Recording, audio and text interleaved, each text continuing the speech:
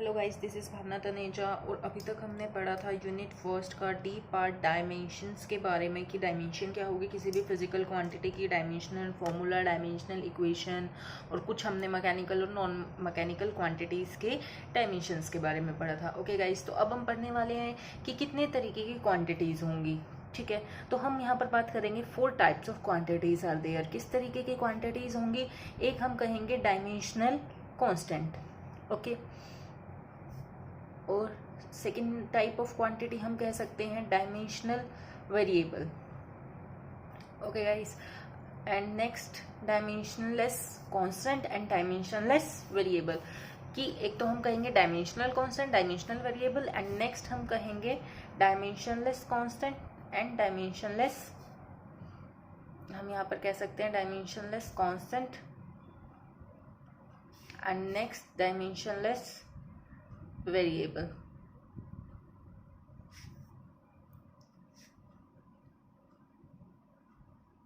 Okay guys, तो सबसे पहले अगर हम बात करें डायमेंशनल कांस्टेंट की, तो डायमेंशनल कांस्टेंट हमारे पास कैसा होगा, जिससे नाम से ही क्लियर है, जिसकी वैल्यू कांस्टेंट होंगी और जिसकी डायमेंशंस भी होंगी। तो ऐसी क्वांटिटी, ऐसे फिजिकल क्वांटिटी जिनकी वैल्यूज जो रहेंगी वो क्या रहेंगी, whose values are constant and having dimensions. Okay,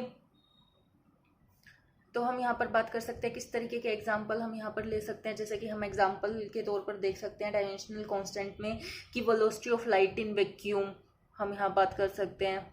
ठीक है, तो velocity of light in vacuum हम बात करेंगे तो क्या आएगी हमारी, हमें पता है c इज इक्वल टू क्या होगा हमारा 3 × 10⁸ मीटर पर सेकेंड। ये जो रहती है वेलोसिटी लाइट की, कांस्टेंट वैल्यू रहेगी इसकी, लेकिन वेलोसिटी की हमें पता है डायमेंशन होंगी कुछ ना कुछ। तो हम यहाँ पर क्या कह सकते हैं, इसकी डायमेंशन क्या रहेगी, मीटर को हम लेंथ में मेजर करते हैं, ओके, और सेकेंड को हम किस में मेजर करते हैं, टी में। तो यहाँ पर हम इसकी डायमेंशन क्या कह सकते हैं, L/(-1).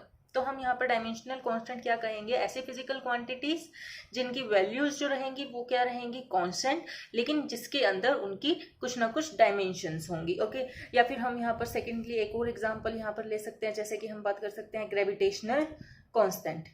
ओके गाइस, तो ग्रेविटेशनल कांस्टेंट की वैल्यू भी जो है वो हमारी कांस्टेंट रहेगी 6.67 × 10⁻11।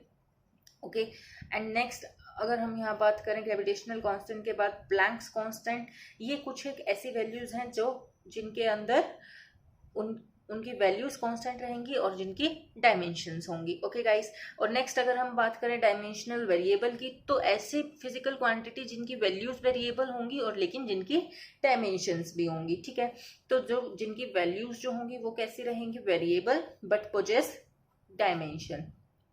ओके, तो हम यहाँ पर कहेंगे and possess dimension. Okay guys, तो हम यहाँ पर बात कर सकते हैं, जैसे कि एग्जांपल हम यहाँ पर ले सकते हैं एरिया का। एरिया का हम क्या कहेंगे, लेंथ इनटू ब्रेड्थ। तो लेंथ और ब्रेड्थ चेंज होती रहेगी अगर हम एरिया की बात करें, लेकिन एरिया की कुछ ना कुछ डायमेंशन होगी।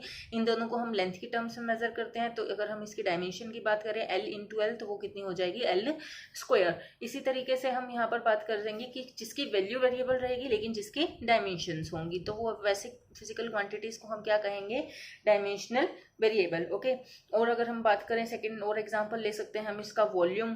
ठीक है, तो और थर्ड हम यहाँ पर एग्जांपल ले सकते हैं डेंसिटी। डेंसिटी क्या रहेगी हमारी, वॉल्यूम का फॉर्मूला क्या होता है, L3 हम यहाँ पर कह सकते हैं। डेंसिटी क्या होगा हमारा, mass per unit volume. Okay, and next अगर हम बात करें वेलोसिटी की, वेलोसिटी हमारी क्या होगी, डिस्प्लेसमेंट अपॉन टाइम।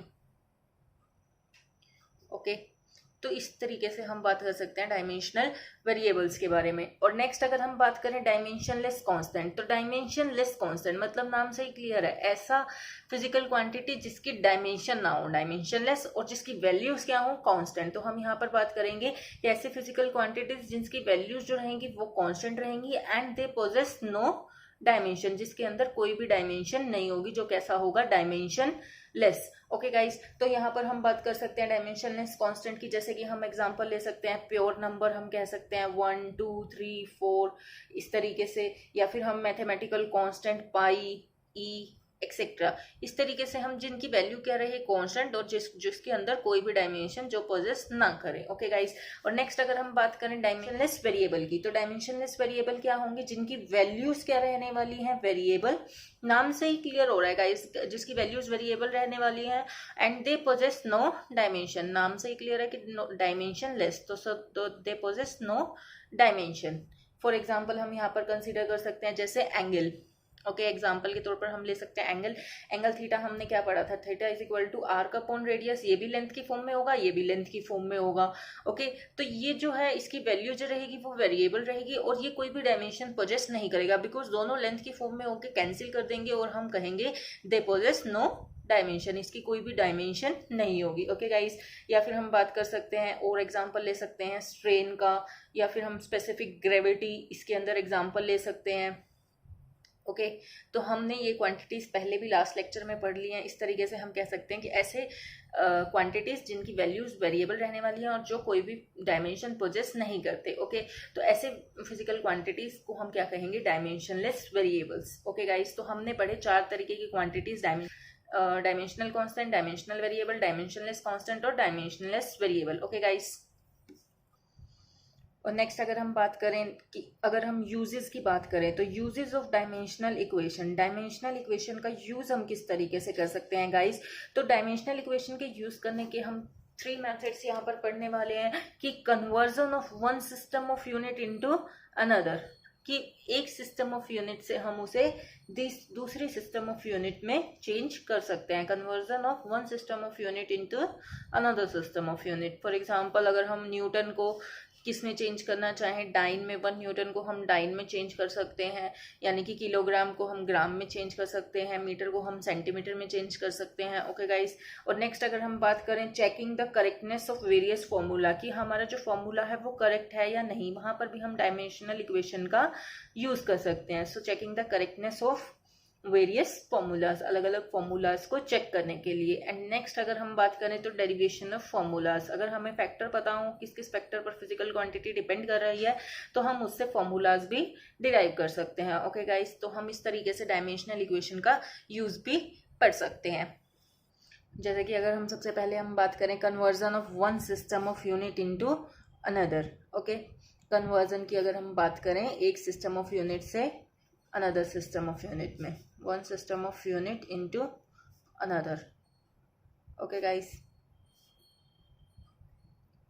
तो ये किसके ऊपर बेस होगा, it is based on the fact क्या कि हमने क्या पढ़ा था कि किसी भी फिजिकल क्वांटिटी का मैग्नीट्यूड जो रहेगा वो सेम रहेगा but ever be the system of measurement. जैसे कि हमने यहाँ पर पढ़ा था magnitude of a physical quantity हम किस तरीके से कंसीडर कर रहे थे, एन यू से। तो अगर हम एक सिस्टम में मान लें कि क्या होगा, किसी भी फिजिकल क्वांटिटी का मैग्नीट्यूड n1 u1, तो दूसरे सिस्टम में भी उसका जो मैग्नीट्यूड रहेगा वो कैसा रहने वाला है, सेम। तो q is equal to n1 u1 is equal to n2 u2, इसे हम फर्स्ट कंसीडर कर लेते हैं। ओके, एक सिस्टम में अगर हम माने कि फर्स्ट सिस्टम ऑफ यूनिट में हम मान लेते हैं कि इसकी जो फंडामेंटल यूनिट्स हैं वो क्या हो जाएंगी, m1 l1 एंड t1।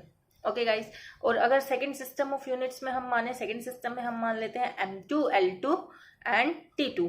और सपोज हम मान लेते हैं इसकी जो डायमेंशन रहने वाली है, किस dimension of quantity in mass length and time, तो डायमेंशन हम मान लेते हैं इनकी a b c in both the systems. Okay, इस तरीके से हम इनकी डायमेंशन मान लेते हैं। तो अगर हम बात करें u1 को हम किस तरीके से लिख सकते हैं यूनिट को फर्स्ट सिस्टम के अंदर, तो हम कहेंगे m1 l1 t1 की फॉर्म में, और इनकी डायमेंशन हमने क्या कंसीडर करी थी, a b c। Okay, m1 raise to power a, l1 raise to power b, t1 raise to power c। Okay guys, तो अगर हम बात करें सेकंड सिस्टम ऑफ यूनिट में तो हम इसको किस तरीके से नोट डाउन कर सकते हैं, m to the power a, l to the power b, t to the power c।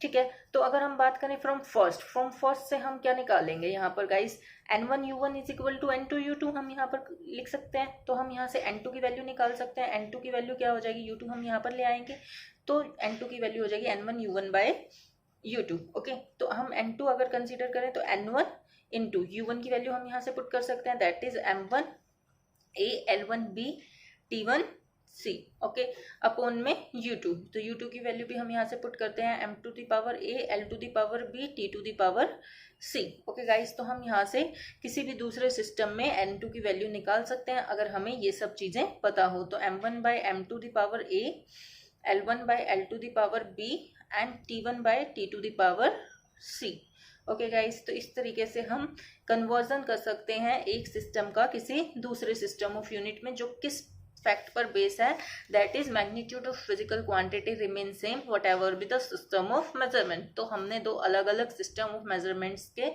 Base पर फंडामेंटल यूनिट्स को डायमेंशनल फॉर्म में लिखा, और इस तरीके से हम किसी दूसरे सिस्टम में n2 की वैल्यू यहाँ पर निकाल सकते हैं गाइस, ओके। अब इसी के ऊपर बेस अगर हम माने एक क्वेश्चन, हमें क्वेश्चन दे रखा है that is convert 1 newton into dyne. हमें न्यूटन को किस में चेंज करना है, डाइन में गाइस, ओके। तो न्यूटन हमारे पास कैसी होगी, फोर्स की यूनिट है ये हमारी, और लेकिन कैसे सिस्टम में, MKS सिस्टम में, ओके। और डाइन जो है ये भी हमारी फोर्स की यूनिट है, लेकिन कैसे सिस्टम में, CGS सिस्टम में, ओके। तो अगर हम बात करें डायमेंशनल फॉर्मूला किसका, फोर्स का, डायमेंशनल फॉर्मूला अगर हम बात करें किसका, फोर्स का, तो फोर्स का हम डायमेंशनल फॉर्मूला लिख सकते हैं, क्या होगा हमारा, मास इनटू एक्सेलरेशन फोर्स हमारा फॉर्मूला रहता है, तो mLT to the power -2, okay. हम इजीली अब डायमेंशनल कैलकुलेट कर सकते हैं। तो ये जो डायमेंशनल इक्वेशन होगी हमारी फोर्स की, वो कितनी हो जाएगी, that is mLT to the power -2। तो यहाँ पर हम डायमेंशन की फॉर्म में हम लिख सकते हैं इसे, तो हमें A B C की वैल्यू इजीली पता चल गई। A की value m to the power 1, B की वैल्यू यहाँ पर क्या रहेगी 1, एंड C की वैल्यू यहाँ कितनी रहेगी, T टू द पावर -2 थी, तो यहाँ पर C की वैल्यू जो होगी वो हमारी कितनी हो जाएगी, -2, ओके। तो हम यहाँ पर बात कर सकते हैं, अगर हम बात करें फर्स्ट सिस्टम ऑफ यूनिट हमारा क्या था, Newton, second system of unit हम यहाँ क्या कंसिडर कर सकते हैं, डाइन। तो फर्स्ट सिस्टम ऑफ यूनिट में अगर हम बात करें तो m1, L1 और T1 ये हमारे पास क्या होगा, MKS, ओके। मास हमारा किस में मेजर करेंगे हम, किलोग्राम में, लेंथ हम किस में मेजर करने वाले हैं, यहाँ पर मीटर में, ओके। और टाइम हम किस में मेजर करने वाले हैं, सेकेंड में, ओके गाइस। और अगर हम सेकेंड सिस्टम ऑफ यूनिट की बात करें तो ये क्या हो जाएगा हमारा m2, L2, T2। तो m2, L2, T2, m2 हमारा क्या रहने वाला है 1 ग्राम, और अगर हम CGS में बात करें, और L2 जो होगा वो हमारा क्या होगा सेंटीमीटर में, और टाइम जो होगा वो हमारा क्या होगा सेकंड में, ओके गाइस। तो अगर हम यहाँ पर बात करें n1 जो होगा वो हमारा क्या होने वाला है 1 न्यूटन, हमने यहाँ पर बात की, और n1 की वैल्यू हमारी क्या रहने वाली है यहाँ पर 1। तो n2 की वैल्यू हमें निकालनी है कि 1 न्यूटन में डाइन कितने होंगे गाइज हमारे पास, ओके, कि 1 न्यूटन में कितने डाइन रहने वाले हैं। तो n2 इज इक्वल टू, हमने अभी बेसिकली पढ़ा कि किस तरीके से हम एक सिस्टम ऑफ यूनिट को दूसरे सिस्टम में कन्वर्ट कर सकते हैं। तो n2 is equal to n1 into m1 by m2 की power a, L1 by L2 की power b, T1 by T2 की पावर c, ओके गाइस। तो ये n1 की वैल्यू हमारे पास 1 थी, m1 बाई m2 हमारा क्या था 1 किलोग्राम, और m2 हमारा क्या था 1 gram, is to power 1, L1 by L2 तो 1 मीटर अपॉन में L2 की पावर हमारी क्या थी 1 सेंटीमीटर, और B की वैल्यू हमने यहाँ पर क्या कंसीडर की थी कि 1, B की वैल्यू हमारी 1 आई थी। फोर्स की डायमेंशन के अकॉर्डिंग अगर T1 बाई T2 हम बात करें तो 1 सेकेंड बाई 1 सेकेंड, C की पावर हमारी क्या आई थी यहाँ पर -2, ओके गाइस। तो 1 इंटू 1 किलोग्राम में हम यहाँ पर कितनी बात करेंगे, 1 किलोग्राम में 1000 ग्राम होंगे, दैट इज 10⁻³ ग्राम, अपॉन में 1 ग्राम, अपॉन में 1 ग्राम, ओके गाइस। और 1 मीटर में हम क्या कहेंगे 100 centimetre, that is 10⁻² centimetre, upon में 1 सेंटीमीटर, इंटू में 1। अगर हम यहाँ पर इसे सोल्व करें तो 10⁻³ इंटू 10⁻², तो टोटल ये क्या हो जाएगा हमारा 10⁻5। तो हम यहाँ पर कहेंगे कि 1 न्यूटन में कितने डाइन हो गए 10⁻5 dyne, that is n1u1 is equal to n2u2। तो हमने एक सिस्टम से दूसरे सिस्टम में कन्वर्ट कर ली units, okay guys. And next अगर हम बात करें checking the correctness of formula, कि किस तरीके से हम किसी फॉर्मूले को चेक कर सकते हैं कि वो फॉर्मूला सही है या नहीं। तो checking the correctness of formula, okay guys. तो अगर हमें किसी भी फॉर्मूले को चेक करना है तो हम यहाँ पर किस तरीके से कहेंगे दैट कि व्हेन वी कैन ऐड और subtract physical quantity which possess same dimension, तो हम ऐड या सब्ट्रैक्ट कर सकते हैं ऐसी फिजिकल क्वांटिटीज को जिनकी क्या होंगी same dimension. Okay, same dimension हम यहाँ किस तरीके से कह सकते हैं कि इस तरीके से कह सकते हैं, जैसे अगर हम लेंथ को ऐड करना चाहते हैं लेंथ में, तो लेंथ को लेंथ में ही ऐड करेंगे। अगर किसी की डायमेंशन लेंथ है तो l प्लस एल हमारा क्या हो जाएगा l। अगर हम सब्ट्रैक्ट कर रहे हैं तो लेंथ को लेंथ में से ही सब्ट्रैक्ट करेंगे, लेंथ में हम मास को ऐड नहीं कर सकते। ठीक है, तो ये हमारा क्या हो जाएगा गलत, और ये हमारा कैसा रहेगा सही। तो किसी भी फॉर्मूले को चेक करने के लिए बेसिकली सबसे पहला रूल हमारा क्या होना चाहिए कि same dimension can be added और सब्ट्रैक्टेड। ठीक है, तो गाइज अगर हम यहाँ पर बात करें एक principal of homogeneity of dimension, तो बेसिकली अगर हमें किसी भी फॉर्मूले को चेक करना है तो principal of homogeneity of dimension हमें जो है ये हेल्प करेगा। होमोजेनिटी ऑफ डायमेंशन, ये प्रिंसिपल क्या कहता है कि अगर हम बात कर रहे हैं only that formula is correct according to this principle in which dimension of various terms of left hand side is equal to right hand side. यानी कि अगर हम बात करें डायमेंशन किसी भी इक्वेशन में अगर हम बात करें तो लेफ्ट हैंड साइड की अगर डायमेंशन राइट हैंड साइड के इक्वल होगी तभी वो फॉर्मूला क्या होगा correct.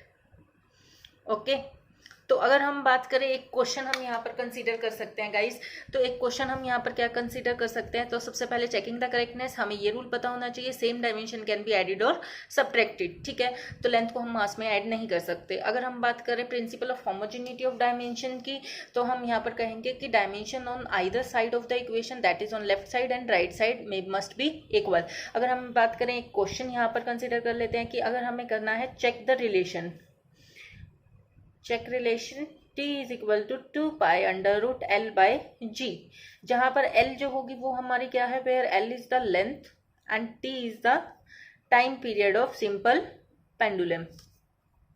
Okay guys, time period of simple pendulum. तो हम यहाँ पर बात करें किस तरीके से हम ये फॉर्मूला चेक कर सकते हैं, तो हम यहाँ कहेंगे कि अगर हम बात करें लेफ्ट हैंड साइड की, तो लेफ्ट हैंड साइड हमारा क्या है टाइम, टाइम की डायमेंशन हम क्या कंसीडर करेंगे t, और राइट हैंड साइड अगर हम यहाँ कंसीडर करके चले तो 2 पाई हमारा क्या रहता है constant, under root L by G. तो under root L by G, under root L की डायमेंशन हमारी लेंथ की एल से हम कंसीडर कर लेंगे, और ये क्या है एक्सेलरेशन ड्यू टू ग्रेविटी, तो इसकी जो डायमेंशन है वो हम क्या कंसीडर कर सकते हैं L T to the power -2। ठीक है, एक्सेलरेशन जो होगी वो हमारी क्या मीटर पर सेकंड स्क्वायर। ओके गाइस, तो यहाँ पर हम बात करेंगे मीटर पर second square L T to the power -2। तो यहाँ पर क्या हो जाएगा ये कि that is under root L से एल कैंसिल हो जाएगा, टी टू दी पावर -2 ऊपर लेकर जाएंगे तो under root T to the square, square से रूट कैंसिल होके हमारे पास डायमेंशन क्या बचेगी टी। तो लेफ्ट हैंड साइड और राइट हैंड साइड की डायमेंशन हमारी क्या हो गई है इक्वल, तो हम यहाँ पर कहेंगे तो left hand side is equal to right hand side, तो देयरफॉर रिलेशन जो होगा वो हमारा क्या हो गया डायमेंशनली करेक्ट। ओके गाइस, तो हम कहेंगे डायमेंशनली ये क्या है, this is a correct relation, t is equal to 2 pi under root L by G, because यहाँ पर लेफ्ट हैंड साइड और राइट हैंड साइड की डायमेंशन क्या आ गई है इक्वल। ओके गाइस, और नेक्स्ट अगर हम बात करें डेरिवेशन ऑफ फॉर्मूला की, अगर हम डेराइव करना चाहें किसी भी फॉर्मूले को तो किस तरीके से बात कर सकते हैं, तो that is derivation of formula. Okay guys, तो किसी भी फॉर्मूले को डिराइव करने के लिए अगर हमें ये पता है कि कोई भी फिजिकल क्वांटिटी किन किन फैक्टर्स पर डिपेंड करेगी, तो हम फिजिकल क्वांटिटी के लिए कोई भी फॉर्मूला डिराइव कर सकते हैं, that is if we know on which factor it depends. ठीक है, तो अगर हम यहाँ बात करें if we know the factors on which physical quantity depend, then we can calculate, we can derive the formula of physical quantity. Okay, for example अगर यहाँ पर हम क्वेश्चन दें कि derive an expression for time period, time period निकालना है हमें, और टाइम पीरियड जो है वो डिपेंड कर रहा है किसके ऊपर, टाइम पीरियड डिपेंड्स ऑन कोई भी अगर हमें डिराइव करना है expression for time period of simple pendulum and time period depends on mass of bob, हम यहाँ पर कंसिडर कर सकते हैं that is mass of bob M, और किस पर डिपेंड कर रहा है ये, that is length of pendulum L पर डिपेंड कर रहा है, एंड हम कहें कि और किस पर डिपेंड कर रहा है ये एक्सेलरेशन ड्यू टू ग्रेविटी। हमें फैक्टर्स पता है ये किस किस पर डिपेंड कर रहा है, दैट इज मास पर, लेंथ पर और एक्सेलरेशन ड्यू टू ग्रेविटी पर, और हमें क्या निकालना है टाइम पीरियड के लिए एक्सप्रेशन। ओके, तो हम यहाँ पर कहेंगे कि t is depending on mass length and acceleration due to gravity. अगर हम यहाँ dimension consider m raise to power a, l raise to power b, g raise to power c, okay. और t is equal to proportionality constant अगर हम यहाँ हटाते हैं k, m raise to power a, l raise to power b, g raise to power c। अगर हम इसे dimensional form में लिखें, इन डायमेंशनल फॉर्म, तो डायमेंशनल फॉर्म में अगर हम लिखेंगे गाइस, तो टाइम की डायमेंशन हम क्या कंसीडर कर सकते हैं, t, लेकिन हम m, l और t की फॉर्म में यहाँ लिखेंगे, तो m raise to power 0, l raise to power 0, t raise to power 1। Left hand side की डायमेंशन हमें लिख दी, और k हमारा एक कांस्टेंट रहता है। m रेज टू पावर यहाँ हम डायमेंशन लिखें तो क्या हो जाएगा a, l raise to power b, and g की हम डायमेंशन लिखें तो l, t to the power -2 raise to power c, okay guys. तो m raise to power a, l raise to power b और यहाँ c थी dimension, तो add हो जाएगी दोनों, l raise to power b plus c, and t raise to power -2c। अब principle of homogeneity of dimension हमें क्या कहेगा कि लेफ्ट हैंड साइड और राइट हैंड साइड की डायमेंशन क्या रहनी चाहिए, सेम रहनी चाहिए। तो हम यहाँ पर by principle of homogeneity of dimension, ठीक है, उसकी हेल्प से हम यहाँ क्या कर सकते हैं, दोनों की डायमेंशंस को कंपेयर कर सकते हैं। By principle of homogeneity of dimension हम यहाँ क्या कहेंगे कि किस तरीके से a is equal to mass की राइट हैंड साइड पर a है डायमेंशन और लेफ्ट हैंड साइड पर 0, तो a इज इक्वल टू 0। और नेक्स्ट अगर हम यहाँ पर बात करें b प्लस c, लेंथ की क्या है यहाँ पर 0 और यहाँ क्या है b प्लस c, तो लेंथ की डायमेंशन हमने कंपेयर कर ली। एंड नेक्स्ट हमारा क्या है टाइम पीरियड की, तो यहाँ राइट हैंड साइड पर क्या है -2c और लेफ्ट हैंड साइड पर क्या है 1, तो c इज इक्वल टू यहाँ पर वैल्यू आ जाएगी हमारे पास क्या, -2 को यहाँ पर ले आएंगे तो -1/2, ओके। तो c इज इक्वल टू -1/2। अब ये c जो है इसके अंदर वैल्यू पुट करेंगे तो ये हमारे क्या हो जाएगा b plus c is equal to 0 equation थी, तो b c की वैल्यू पुट कर देंगे -1/2 इज इक्वल टू 0। अगर -1/2 को उधर लेके जाएंगे तो ये +1/2 हो जाएगा। तो हमारे पास a की वैल्यू आ गई, b की वैल्यू आ गई और c की वैल्यू आ गई। अब a, b और c की वैल्यू हम इस फॉर्मूले के अंदर पुट कर देंगे, इसकी डायमेंशनल की फॉर्म में हम इसे फर्स्ट कंसिडर कर सकते हैं, ओके गाइस। तो इसके अंदर हम a, b और c की वैल्यू पुट कर देंगे। तो इसके अंदर जब हम वैल्यूज पुट करेंगे तो हमारे पास क्या आ जाएगा, that is t is equal to k m raise to power 0, b की वैल्यू हमारी क्या आई थी गाइस +1/2 और c की वैल्यू हमारी क्या आई थी -1/2।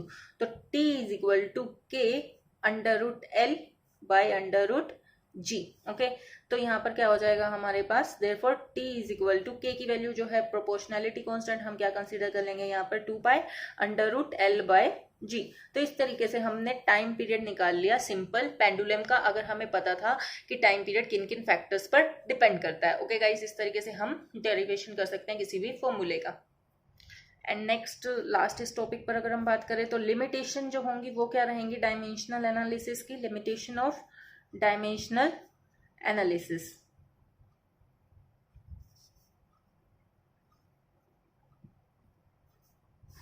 ओके गाइस, तो अगर हम बात करें लिमिटेशन ऑफ डायमेंशनल एनालिसिस, तो सबसे पहले ये हमें कोई भी इंफॉर्मेशन नहीं देता इन द फॉर्मूला किस किस के बारे में, जैसे कि हम प्योर नंबर या फिर हम मैथमेटिकल टर्म्स, मैथमेटिकल कांस्टेंट की बात कर रहे थे, तो हमें ये डायमेंशनलेस कांस्टेंट के बारे में कोई भी इंफॉर्मेशन नहीं देता है।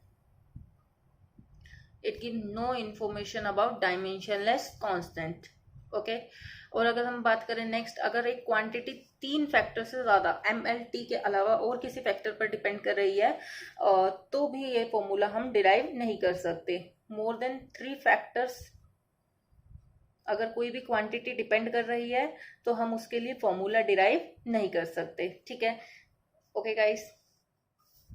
तो हम यहाँ लिख सकते हैं formula can't be derived because क्योंकि 3 फैक्टर से तो हमें 3 इक्वेशन A B C हम डायमेंशन निकाल लेंगे 3 इक्वेशन की फॉर्म्स में।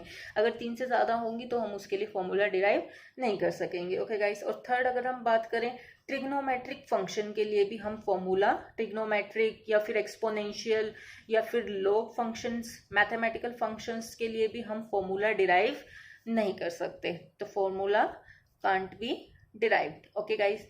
और अगर हम बात करें क्यों, इनकी कोई भी डायमेंशन नहीं होती, तो कोई भी डायमेंशन नहीं होगी तो हम डायमेंशनल फॉर्मूला भी हम कैलकुलेट नहीं कर पाएंगे, ओके। और अगर किसी भी रिलेशन में एक से ज़्यादा टर्म्स यूज हैं, लेफ्ट हैंड साइड या राइट हैंड साइड पर। फॉर एग्जांपल अगर हम बात करें ये इक्वेशन ऑफ मोशन की s equal to ut plus half at square, तो मोर देन वन टर्म यहाँ प्रेजेंट है, तो इसके लिए भी हम फॉर्मूला डिराइव नहीं कर सकते। ओके गाइस, और नेक्स्ट अगर हम बात करें कि ये कोई भी इंफॉर्मेशन नहीं देता, इट गिव्स नो इंफॉर्मेशन कि कोई भी फिजिकल क्वांटिटी स्केलर है या वेक्टर, तो ये स्केलर और वेक्टर क्वांटिटी के बारे में कोई भी इंफॉर्मेशन नहीं देता। तो हम बात करेंगे ये हमारी क्या थी, limitation of dimensional analysis. Okay guys, तो यहाँ पर ये सब कि डायमेंशनल कांस्टेंट के बारे में ये कोई इंफॉर्मेशन नहीं देता, जहां पर 3 से ज्यादा फैक्टर हो, फिजिकल क्वांटिटी अगर डिपेंड कर रही हो 3 से ज्यादा फैक्टर्स पर, तो उसके लिए भी हम फॉर्मूला डिराइव नहीं कर सकते। या फिर mathematical function, trigonometric, exponential, log function जिनकी कोई भी डायमेंशन नहीं होती, तो उनके लिए भी हम फॉर्मूला डिराइव नहीं कर सकते। या फिर ऐसा फॉर्मूला जिसके अंदर 1 से ज्यादा फैक्टर्स दिए हुए हों, तो वो उसके लिए भी हम फॉर्मूला नहीं डिराइव कर सकते। और ये कोई भी इंफॉर्मेशन नहीं देता कि कोई भी फिजिकल क्वांटिटी स्केलर होगी या वेक्टर। ओके गाइस, अब हम इसके ऊपर कुछ क्वेश्चंस देखते हैं, ठीक है। तो अगर हम बात करें इसके ऊपर कुछ क्वेश्चन फर्स्ट अगर हम देखें किस फैक्ट के ऊपर, ये फैक्ट रहेगा हमारा l plus L same dimension can be added और same dimension can be subtracted. Okay, तो इस फैक्ट के ऊपर अगर हम क्वेश्चन देखें, तो पहला क्वेश्चन अगर हम बात करें, यहाँ पर एक वंडरवॉल इक्वेशन हमें दी हुई है। In Van der Waal equation, okay, in Van der Waals equation एक इक्वेशन हमें दी हुई है p plus A by V square into में v minus B is equal to R T.